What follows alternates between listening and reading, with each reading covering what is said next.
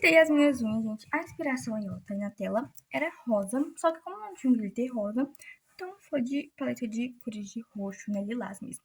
Eu vou chegar mais perto pra vocês poderem ver. Aí, gente, olha, ignora que minha mão é meio feinha. Aí, ó, pintei. A câmera não tá nem focando nos glitters. Só que aí, gente, eu sinceramente preferi a alta mão, porque eu coloquei menos glitter nessa daqui.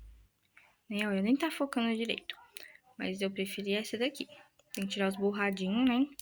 Mas ficou assim, ó. Vocês gostaram? O que vocês acharam? Eu gostei.